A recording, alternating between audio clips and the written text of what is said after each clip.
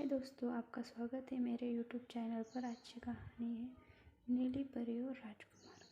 सालों पहले सोनपुर राज्य में राजा इंद्रवर्मा का शासन चलता था। राजा का दिल बहुत साफ था। वह हर त्योहार के दिन लोगों को दान देते थे। इस साल भी एक त्योहार के अवसर पर राजमहल में दान लेने वालों की भीड़ लग गई। राजा ने सबको भर भर कर दान दिया। अंत में कमर को झुकाते हुए एक महिला राजा के पास दान देने के लिए पहुंची, लेकिन तब तक राजा के पास दान देने के लिए कुछ नहीं बचा। राजा ने तुरंत अपने गले से हीरे का हार निकालकर उस महिला को दे दिया। वो महिला राजा के सिर पर हाथ फेरते हुए आशीर्वाद देकर चली गई। अगले दिन राजा अपने बगीचे में बैठकर सोच रहे थे कि मेरे जीवन में एक पुत्र की कमी है। भगवान ने मुझे सब कुछ दिया, लेकिन पुत्र सुख पता नहीं क्यों नहीं दिया। तभी राजा ने गोद में आकर एक आम गिरा। राजा इधर उधर देखने लगे।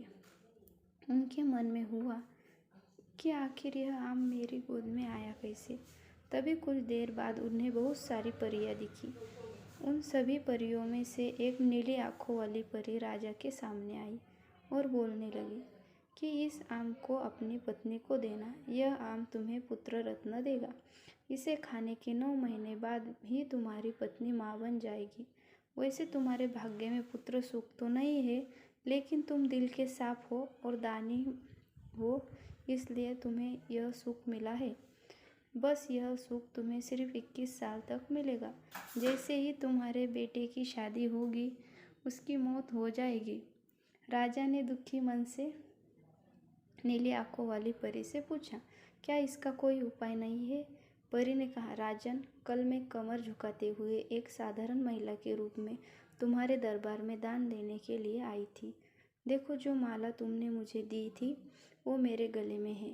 तुम्हारे दूसरों की मदद करने के कारण मैं तुम्हें पुत्र का आशीर्वाद देने के लिए आई हूँ, लेकिन तुम्हारा बेटा 21 साल से ज़्यादा नहीं जी पाएगा।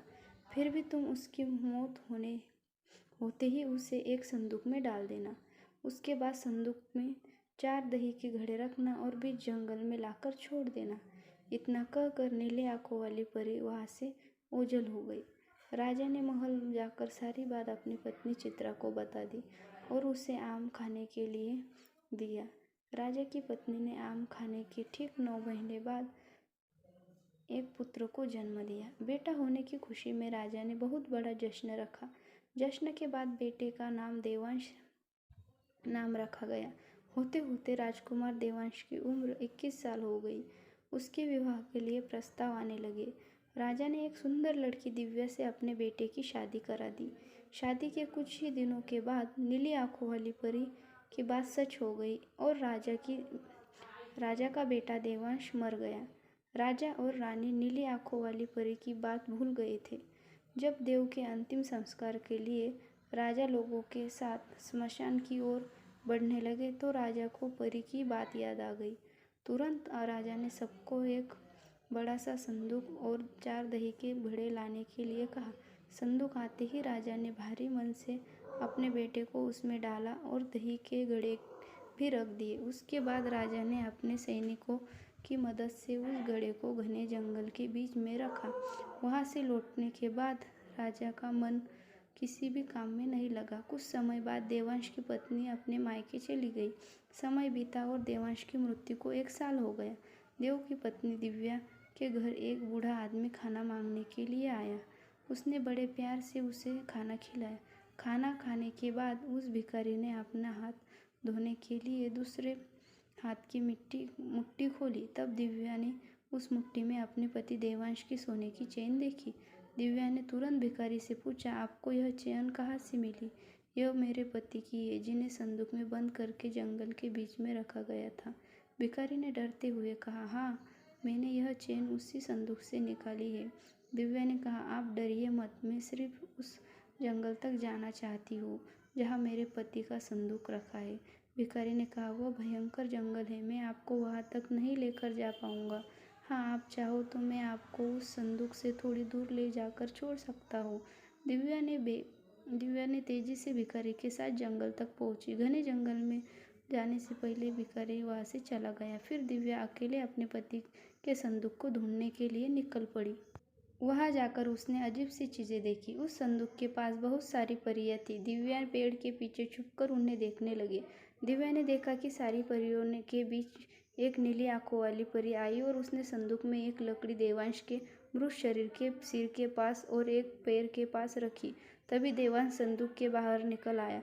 परियों ने देवांश को मिठाई खिलाई और दोबारा संदूक के अंदर डाल दिया। लकड़ियों की स्थिति बदल गई। रोज रात को नीली आंखों वाली परी इस तरह देवांश को संदूक से बाहर निकालती और फिर उसे में भेज देती थी। दिव्या डरते हुए उसी जंगल में फल खाकर 3 से 4 दिन तक यह सब देखती रही।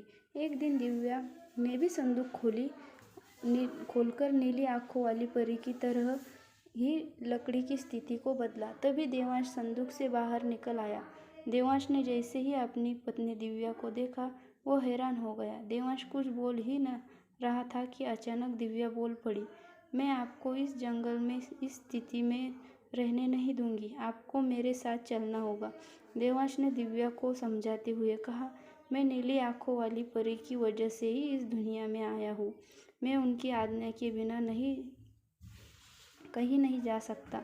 तुम मेरे संदूक में रखा हुआ एक घड़ा अपने साथ लेकर मेरे राज्य चली जाओ। वहाँ छुपकर रहना। तुम्हें मैं 9 महीने बाद एक पुत्र होगा। तब मैं तुमसे मिलने आऊँगा। तब तुम लकड़ी की स्थिति बदलकर मुझे पहले की तरह संदूक में जाने दो। दिव्या ने अपने पति के कहे अनुसार ही किया। सबसे पहले संदूक में पति को भेजा, फिर वह दही का घड़ा लेकर रूप बदलने के बाद वह राजमहल पहुंची और राजा को चिट्ठी भेजकर रहने के लिए जगह मांगी। रानी ने दया करके उसे राजमहल के पास ही एक कमरा रहने के लिए दिया। जब रानी को पता चला कि वह गर्भवती है तो रानी उसका ख्याल भी रखने लगी। जब दिव्या ने बच्चे को जन्म दे दिया तो देवांश उससे मिलने के लिए आया। उस समय रानी पास से ही गुजर रही थी। उन्होंने तुरंत अपने बेटे को ऐसा पहचान लिया। रानी सीधे देवांश के पास पहुंची और पूछने लगी, यह तुम्हारी पत्नी है? यह तुम्हारा पुत्र है? तुम जीवित हो?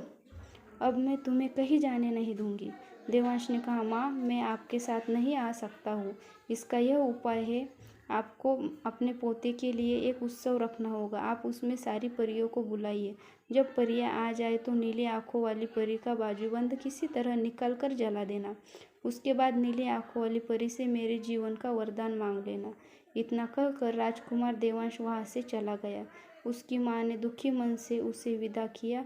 कुछ ही दिनों में रानी चित्रा ने अपने बेटे देवांश के कहे अनुसार जश्न रखा और सारी परियों को भी बुलाया। सभी जश्न में डूबे हुए थे। तभी रानी चित्रा का पोता रोने लगा। रोते बच्चे को देखकर नीली आंखों वाली परी ने उसे अपनी गोद में उठा लिया। तभी रानी चित्रा ने परी से कहा, देखिए ना, इसे अपना बाजूबंद पसंद आ गया है।